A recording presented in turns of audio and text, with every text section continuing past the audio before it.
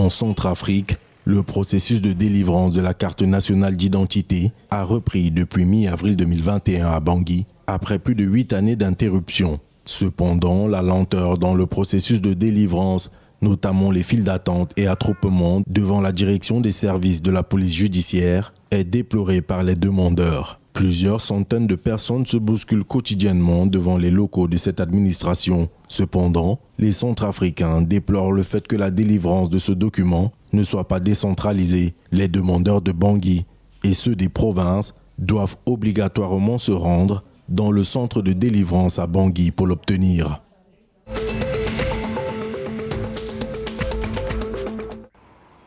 Au Gabon, la filière sucrière a enregistré une hausse des importations de plus de 50%, tandis que la production locale a enregistré une baisse de 14,2% par rapport à l'année 2019. Sur le plan industriel, la transformation de sucre a progressé de 9,9% à 22 499 tonnes. Une augmentation tractée par le sucre en morceaux qui enregistre une hausse de 19%. Les importations de sucre ont progressé de 51,7% à 10 179 tonnes en raison d'une augmentation de la demande locale. Sur le plan commercial, le chiffre d'affaires de la filière s'est hissé à 21,8 milliards de francs CFA en raison de l'augmentation des prix du sucre en début d'année 2020 et ce, malgré la baisse de 6,6% des quantités vendues.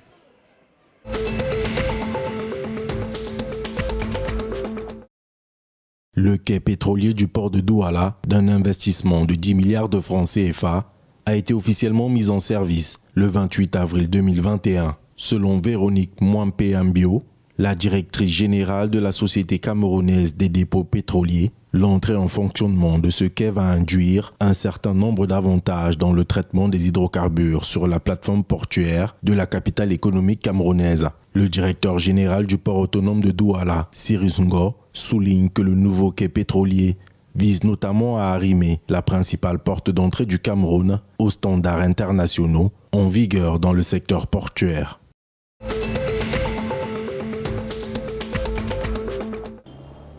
La République démocratique du Congo dispose depuis le 23 avril 2021 d'un plan prioritaire de relance de la pêche. Ce plan a été validé à l'issue d'un atelier de 2 jours tenu à Kinshasa du 22 au 23 avril 2021.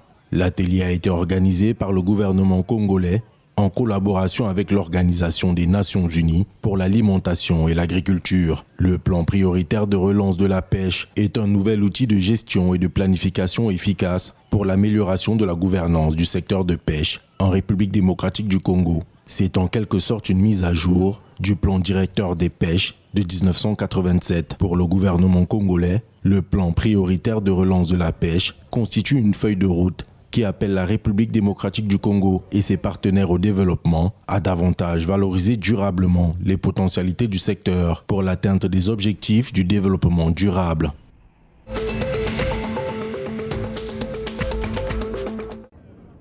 Au Tchad, une délégation du patronat tchadien et de la Chambre de commerce, d'industrie, d'agriculture, de mines et d'artisanat a été reçue en audience le 4 mai 2021 par le président du Conseil militaire de transition, Mahamat Idriss Déby Itno. L'objectif était de rassurer les opérateurs économiques du pays sur le fait que toutes les dispositions ont été prises pour l'exercice des affaires, la protection des personnes et de leurs biens.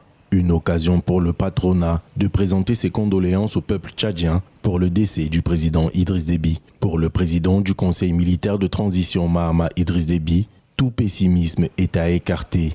Le pays poursuivra sa marche irréversible vers l'émergence